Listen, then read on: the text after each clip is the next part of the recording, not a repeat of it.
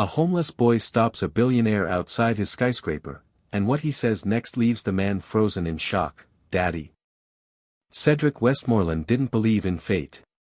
He believed in numbers, algorithms, and data. From the top floor of his glass tower in Manhattan, he controlled a billion-dollar tech empire with the precision of a machine. Every minute of his day was scheduled. Every move calculated. He didn't waste time on chance encounters. Especially not with children. That's why he was irritated when his driver had to stop the limo 10 feet short of the lobby entrance. A boy, around 9, maybe 10 years old, was standing in the way. His clothes were worn, his shoes mismatched, his backpack torn at the seams. He looked like he hadn't had a proper meal in days. And yet, he stood there with a strange, quiet confidence. Not begging. Not afraid. Just, watching. Cedric adjusted his cufflinks and stepped out of the car, ready to instruct security to handle the situation discreetly. But the moment he locked eyes with the boy, something strange happened. The boy's face. It was like staring into a mirror frozen in time, his cheekbones, his brows, even the way his mouth rested when he wasn't speaking. The resemblance was impossible. Uncanny. Cedric paused. He never paused. The boy took a step closer. "Are you Cedric Westmoreland?" he asked, his voice soft but steady. Cedric frowned. "Yes." "Who are you?" The boy took a deep breath, reached into his backpack, and pulled out a crumpled envelope. He didn't hand it over. Not yet. Instead, he looked the billionaire dead in the eyes and said, slowly and clearly, "Daddy." Time stopped. The city around them, the honking cars, the flashing lights, the people rushing into the building, faded into static. Cedric felt his heart pound in a way it hadn't in years. He wanted to deny it. Brush it off. Call it a mistake. A scam. But then the boy stepped into the light. And Cedric saw his own eyes looking back at him. For the first time in his adult life, he had no idea what to do. Cedric didn't sleep that night. Back in his penthouse, he paced the floor of his cold, immaculate living room, the envelope from the boy resting untouched on the glass coffee table. Outside, the New York skyline glittered like a machine dreaming in lights. But inside, his mind was chaos. He'd spent a lifetime building walls, around his company, around his heart. He didn't let anything in that he couldn't control. But that boy, those eyes. His eyes. Eventually, just before dawn, Cedric sat down and opened the envelope. Inside was a single folded page and an old photograph. The letter was written in neat, slanted handwriting. "If you're reading this, Cedric, it means I'm gone, and our son has found you. His name is Elias Monroe. He's yours. He always has been. I never told you. I was scared. You had your dreams. Your future. I didn't want to ruin it. But you deserve to know. If you have any decency left, please look after him. He's a good boy. And he deserves more than the life I could give him in the end." It was signed, L.H., Lois Hale. Cedric leaned back in the chair and closed his eyes. Lois. It had been over a decade since he'd last seen her. She'd been the only woman he ever truly loved. Back when he was still hustling through grad school, broke and dreaming big. She believed in him when no one else did. And then, one night, she left, no note, no warning. He'd assumed she'd moved on. But she hadn't. She'd been raising his child. Alone. By 8 a.m., Cedric was already at the clinic, one of the most private genetic labs in the city. Elias sat quietly in the corner of the waiting room, clutching his backpack, legs swinging above the floor. He didn't ask questions. He didn't seem nervous. Cedric didn't know what to say to him. Every instinct he had screamed to stay professional, to remain detached. But every time he looked at the boy, something deep in his chest tightened. When the technician called them in, Cedric kept his voice calm. "It's just a routine test. To be sure." Elias shrugged. "I know who you are." Cedric blinked. "You do. My mom told me about you. She said you were smart, but scared." That word, scared, landed like a punch to the ribs. 2 days later, the results arrived. 99.98% probability of paternity. The science didn't lie. Elias was his son. Cedric sat in his office staring at the report, the paper trembling in his hand. A child. His child. How was he supposed to be a father? He had no idea how to raise a child, let alone one who had grown up in poverty, abandoned neighborhoods, and grief. But one thing he knew, Elias would not go back to the streets. He made a call. Within hours, Elias was moved into one of Cedric's private residences, assigned a personal tutor, a psychologist, a nutritionist, and even a wardrobe consultant. Everything was arranged. The best of everything. But that night, when Cedric went to see Elias, the boy was sitting on the floor in the middle of a massive bedroom, untouched toys around him, dressed in new clothes that clearly didn't feel like his own. He looked up at Cedric and asked, "Why did you leave us?" Cedric didn't have an answer. Because he hadn't even known he'd left. The next morning, Cedric found himself walking into a small, quiet neighborhood in Atlanta, one he had never thought he'd visit again. The address Elias had given him led to a rundown brick apartment building with cracked windows and rusted mailboxes. It was the kind of place where dreams came to die, where people survived, not lived. A middle-aged woman in a faded yellow cardigan answered the door when Cedric knocked. Her name was Joan Tilley, and she had been Lois Hale's closest friend during the final years of her life. She stared at Cedric with guarded eyes. "You took your time." Cedric didn't flinch. "I didn't know." Joan stepped aside, motioning him in. The apartment smelled faintly of lavender and old books. On a small table by the window sat a framed photo of Lois and Elias, smiling in a public park. Cedric couldn't take his eyes off it. "She never stopped loving you, you know," Joan said, watching him carefully. "Even when the cancer spread and she could barely hold down a job, she told Elias stories about his father. Said you were a great man.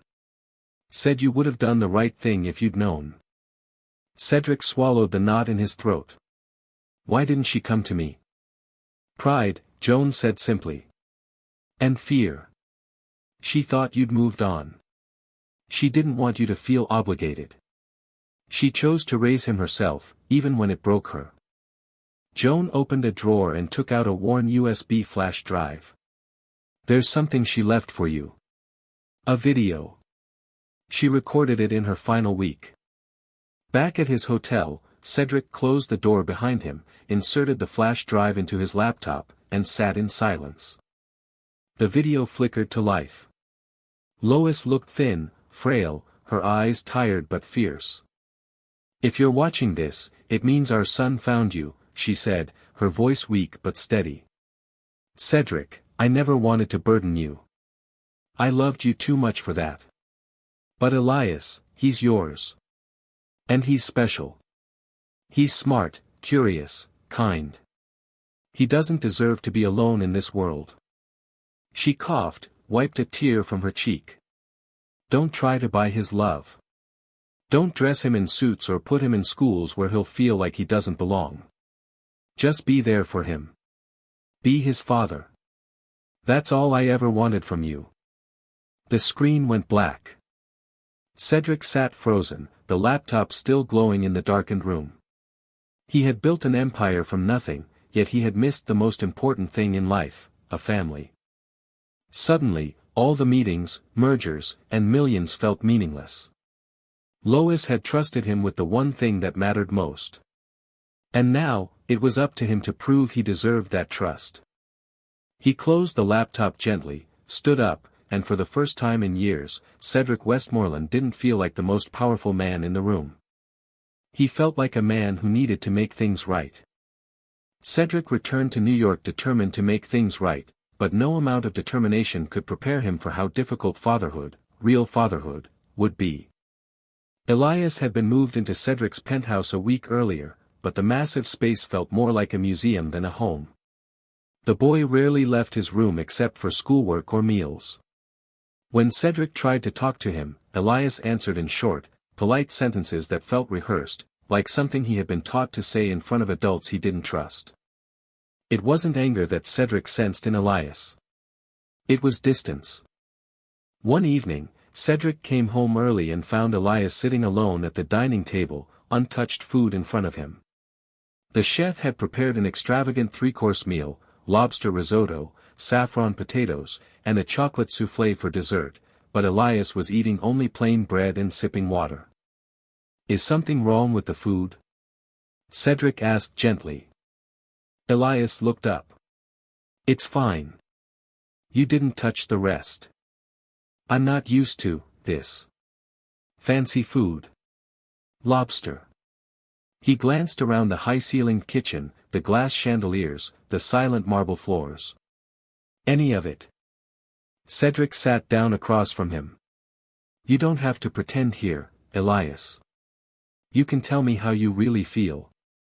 The boy hesitated, then quietly said, "This place feels like it doesn't want me here." Cedric was silent for a long time. "I built all this so I could feel like I'd made it. That I was somebody. But none of it feels important now." Elias shrugged. "It's still yours. I don't belong in this world." Cedric leaned forward. "You belong with me." Elias looked at him then, really looked. "Do I? Where were you when my mom cried every night because she didn't know how we'd pay rent? When I had to walk home from school past men who yelled at me and followed me? Where were you when she got sick, and I had to spoon-feed her because she couldn't move?" Cedric's throat tightened. "I didn't know," he said softly. "If I had." "You would have what?" "Flown in with a check." Elias said, but there was no malice in his voice. "Just exhaustion. She didn't need your money. She needed you." The words hit Cedric harder than he expected. Later that night, Elias stood by the window in his room, staring out at the city. Cedric quietly stepped in, unsure of whether to speak. He almost turned back, but then Elias said, without turning around, "You don't have to pretend either, you know." Cedric frowned. "Pretend what?" "That you know what you're doing." Cedric let out a quiet laugh. "I don't." There was a long silence. Then Elias turned to him. "I don't need a mansion or lobster or new clothes. I just want someone to talk to. Someone who doesn't treat me like a project." Cedric stepped forward. "Then talk to me. No suits. No bodyguards. No advisors. Just me." Elias nodded slowly but didn't smile. "Okay. We'll see."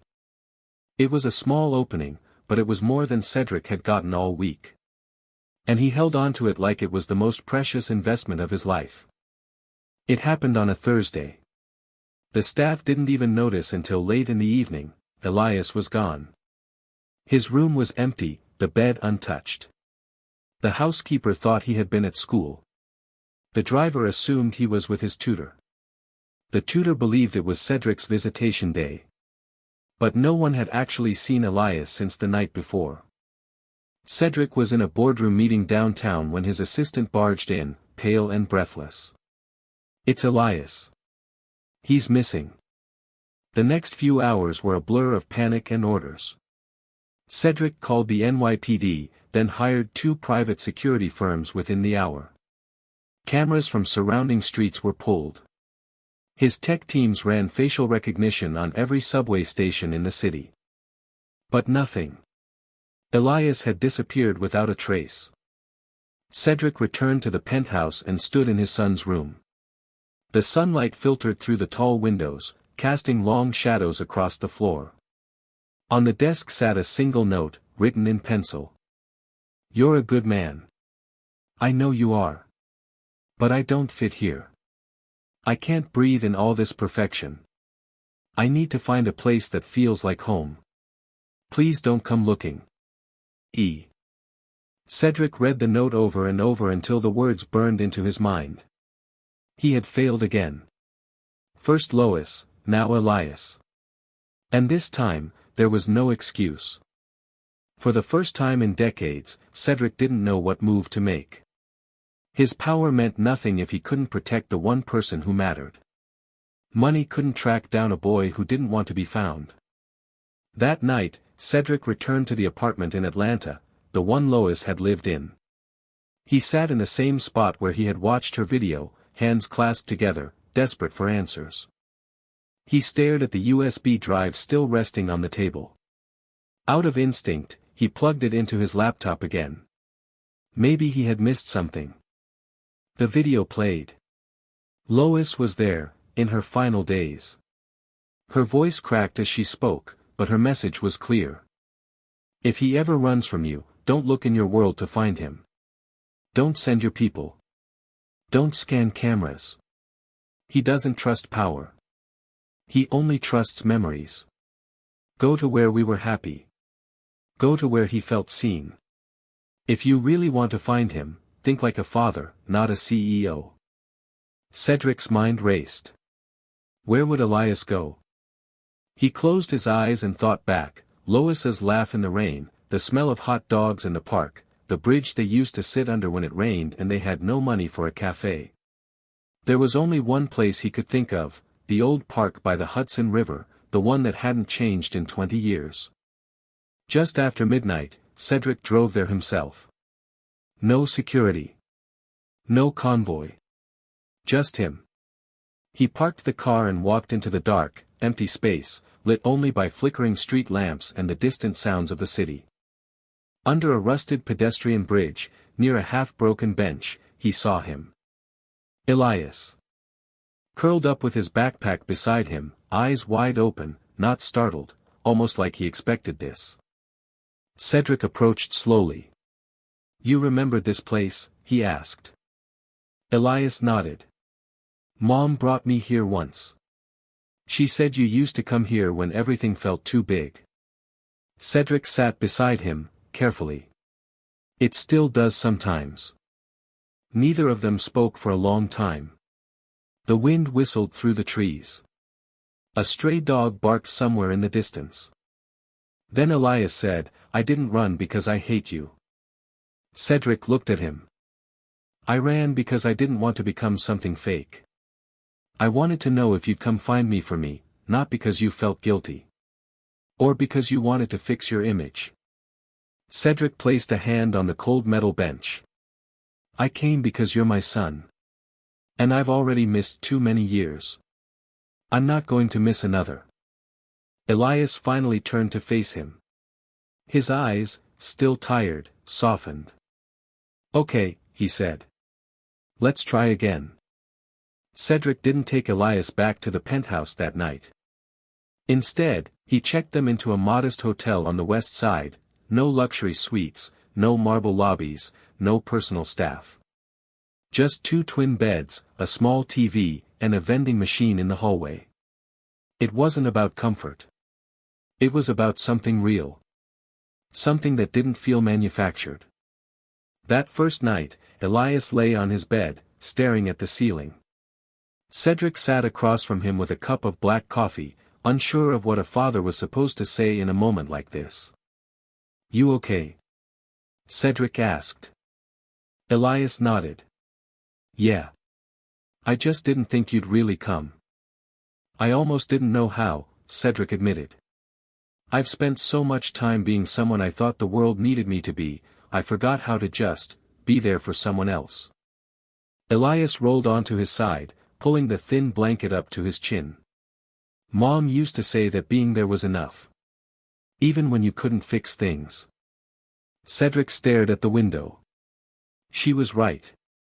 The following week, Cedric cancelled every meeting on his calendar. His assistant nearly had a breakdown when he announced he was taking a sabbatical, no phones, no calls, no press. He didn't even tell the board why. For the first time in 20 years, the company would have to run without him. He rented a small townhouse just outside the city, nothing extravagant. No maids, no chefs. Just a two-bedroom home with a creaky porch and a backyard full of weeds. Elias looked skeptical when they moved in. "You sure you can live like this?" Cedric smirked. "I used to live in worse." "No, you didn't." Cedric laughed. "Okay, maybe not worse. But I've never had a backyard before. Let's figure it out together." They did things slowly. Simple things. Grocery shopping, cooking breakfast, cleaning dishes. At first, Elias was quiet. He still flinched when Cedric raised his voice even slightly or walked into a room too fast. But little by little, the tension eased. They started playing chess in the evenings. Cedric taught him how to drive a go-kart. Elias taught Cedric how to play an old card game his mom used to love. They went on bike rides through the neighborhood, and Cedric let Elias pick where to eat each weekend. One night, as they sat on the porch watching the sun set, Elias suddenly said, "I think Mom would have liked this place." Cedric turned to him. "Yeah." Elias nodded. "It's quiet. Not fake. And you're not wearing a suit." Cedric chuckled, glancing down at his hoodie and jeans. "I'm retired, for now." They sat in silence for a few moments, then Elias added, "You know what I like most about this house?" "What?" "No cameras. No people watching us. Just, you and me." That sentence hit Cedric harder than he expected. He looked at Elias and saw not just a boy trying to adapt, but a child who had spent too long surviving, too long alone. "I'm not going anywhere," Cedric said quietly. "You don't ever have to wonder about that." Elias looked up at him, his eyes steady but glassy. "I want to believe that. Then let me show you, every day. However long it takes." That night, before bed, Elias left his bedroom door cracked open for the first time. Cedric noticed it and smiled. It was a small gesture. But it meant the world. The days turned into weeks, and the townhouse slowly became a home. Cedric was changing, truly changing. He no longer woke up to a vibrating phone or the pressure of global stock reports. Now he woke to the smell of eggs and burnt toast because Elias had decided to make breakfast. He no longer wore custom-tailored suits, but soft flannel shirts, some of which didn't match. He even learned how to do laundry, though Elias still made fun of the time he turned everything pink. The boy, once guarded and silent, began to laugh more. His shoulders relaxed. He talked freely, about school, about comic books, even about dreams. Elias wanted to become an engineer, like his mother once hoped to be. He loved taking things apart, figuring out how they worked. Cedric gave him a set of old broken radios and said, "Have at it." Elias turned one into a working Bluetooth speaker within a week. They were becoming a family. Slowly. Carefully. But not everyone understood. At a grocery store one afternoon, as Cedric and Elias stood in line, a woman behind them whispered a little too loudly, "Is that really his kid?" Cedric turned slightly, hearing it. Elias lowered his gaze and clutched the shopping basket tighter. Back at the house, Cedric sat with him on the couch. "You okay?" Elias shrugged. "People stare sometimes. Or ask if I'm adopted. Or worse, if I'm your assistant's kid." Cedric frowned. "They don't know anything." "I know," Elias said, quietly. "But it still hurts." Cedric reached for his hand. "You are my son. That doesn't need an explanation. And I don't care what anyone thinks. Let them stare." Elias gave him a small smile. "You really mean that?" "I do. I'd shout it from the rooftops if you want me to." "You don't have to do that," Elias chuckled. "Maybe just, stick with saying it when it counts. I will, Cedric promised. Later that week, Cedric took Elias to a community center in the Bronx where he had anonymously funded a robotics club. When the instructors found out who he was, they offered him VIP treatment, but he waved them off. I'm not here as a sponsor, he said. I'm here as a dad. Elias joined the kids at a work table, his face lighting up with joy as he began assembling circuits and motors. Cedric watched from the sidelines, heart swelling. For the first time, he saw Elias not as someone he had failed or needed to fix, but as someone who was thriving, finally, in a place where he felt like he belonged. That evening, after they got home, Elias surprised Cedric with something new. He handed over a sheet of paper. What's this? Cedric asked. It's a form, Elias said. My school is having a father-son event next week. You don't have to come if it's weird, but I thought I'd ask. Cedric stared at the paper. A year ago, he wouldn't have known how to even be in the same room with a child. Now he was being invited, to be part of something. He smiled. I'd be honored. That night, as Cedric turned out the lights and walked past Elias's room, the boy called out, "Good night, Dad." Cedric stopped in the hallway, stunned for a moment. He turned back toward the door. "Good night, son." It was the first time Elias had called him that. And the first time Cedric truly believed he deserved it. Spring arrived quietly, bringing with it longer days, blooming trees, and a sense of peace that Cedric had never truly known until now. Their routine had settled into something beautifully ordinary: school drop-offs, late-night card games, Saturday afternoons fixing broken electronics in the garage. Cedric didn't miss the boardrooms or the constant hum of his phone. For the first time in his life, his time felt like his own.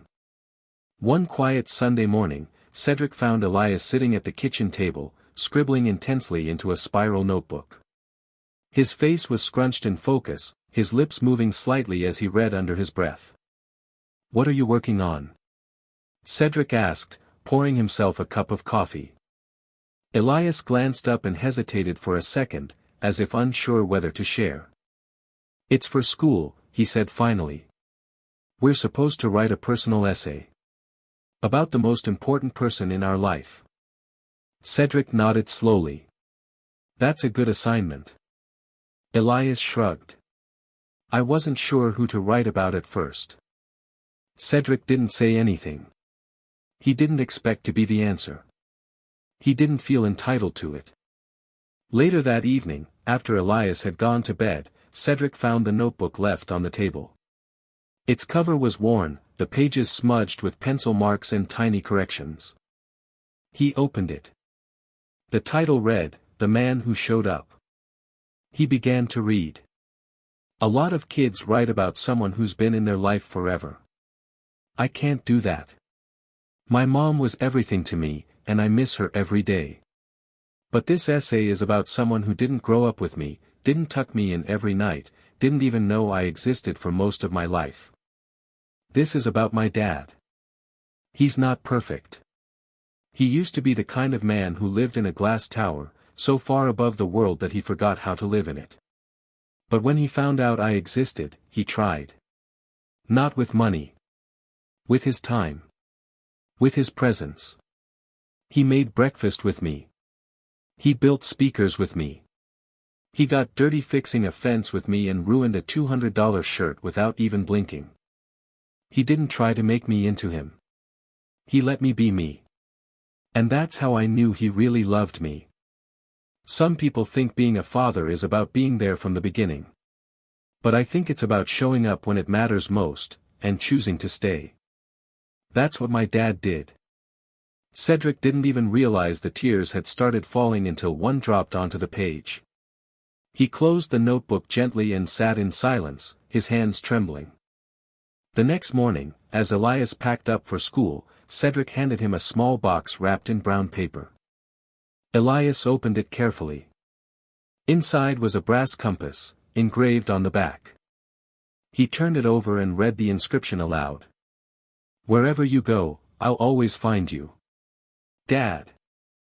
Elias looked up, eyes wide and shining. "You like it?" Cedric asked softly. Elias nodded. "I love it." They hugged, tight, unspoken, real. That evening, as they stood brushing their teeth side by side in the tiny bathroom of their small house, Cedric looked in the mirror and barely recognized the man staring back at him. Not because he had changed his clothes. Not because he smiled more. But because he had finally become the man he was always supposed to be. Not a billionaire. Not a CEO. But a father. And for the first time in his life, he was truly rich. In the end, this story isn't about wealth, power, or redemption through grand gestures. It's about presence. About what it means to truly show up for someone, not with money or status, but with humility, consistency, and love. Cedric's journey is one many can relate to, even if they've never set foot in a boardroom. We all build walls, around our hearts, our regrets, our fears. But real courage isn't in building empires, it's in breaking those walls down when someone needs us most. Elias didn't need a perfect father. He needed his father, flawed, scared, learning in real time. And Cedric, once terrified of intimacy and failure, chose to stay, to grow, and to be what his son needed. This story reminds us that it's never too late to become who you were meant to be, for someone else, and for yourself. Fatherhood, like love, is not about origin. It's about choice. And Cedric made the most important choice of his life. He chose to love. He chose to stay. And because of that, he finally came home.